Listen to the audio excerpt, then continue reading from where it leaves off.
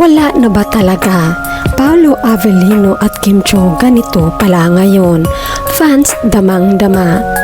Tila hindi mamatay-matay ang isyo sa pagitan ng kampo ng Janine Gutierrez at Kim Pao na mapasa hanggang ngayon ay binabantayan lahat ng galaw nila Kim Cho at Paolo Avellino. Talagang ikinukumpara nila ang relasyon ng ikonin sa Kim Pao. Ayon sa kanila, buti pang Eko at Janine umamin na, kaya ang Kim Pao kailan. Wala namang aaminin kasi love team lang para sa palaging may project. Kita sa galawan, si Kim na lang lagi nag-e-effort Si Paolo, tuod or bakla, walang katalento nga, dagdag pa nila. Hindi naman pinalampas ng solid ang opinyon nila. Wala naman ng kailangan aminin pa kasi dama ng buong Kim Paulandia ang pagmamahala nila. Kayo mga insecure lang sa Kim Pao namin ang di matahimik sa sobrang inggit.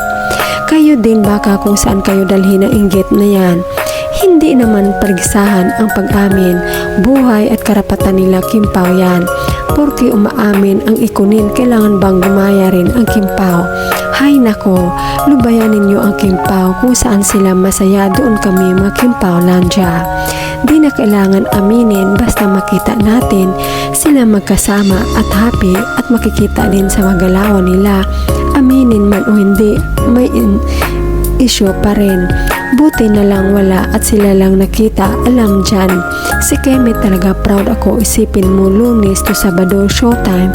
Tapos may linggo routine pa sila, tapos may SAP pa.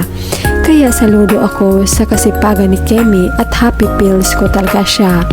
And besides, wala na dapat i-shout ang kanilang relasyon dahil sikat sila. Maliban lang sa ikonin na hindi sikat, need nila ipaalam sa buong universe para mapag-usapan. Gets nyo? Saka si Aga at Sherlyn nga di naman naging sila pero nagulat na lang ang lahat. Ikakasal na pala sila.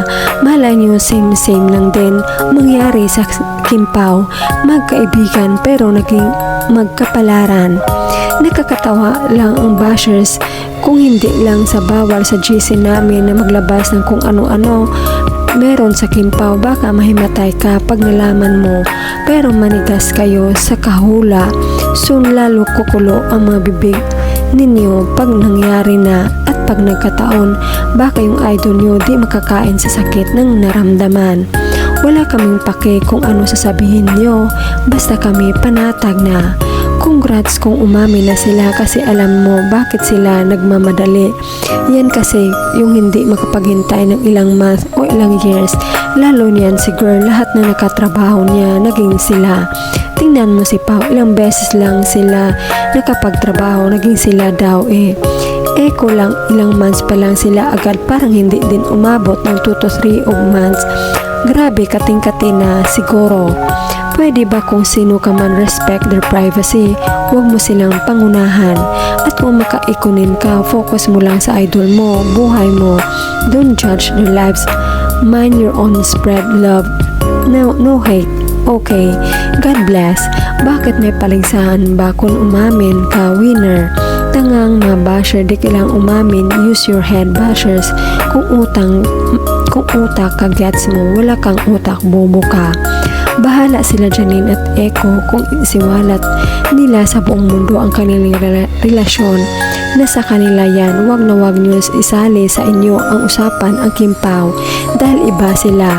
Gets nyo basher ni Bashers J. Di umaamin ang Kim Pao kasi usapan nila para hindi hadlang sa madarating na projects nila. Bakit baka lang umamin pa, para saan?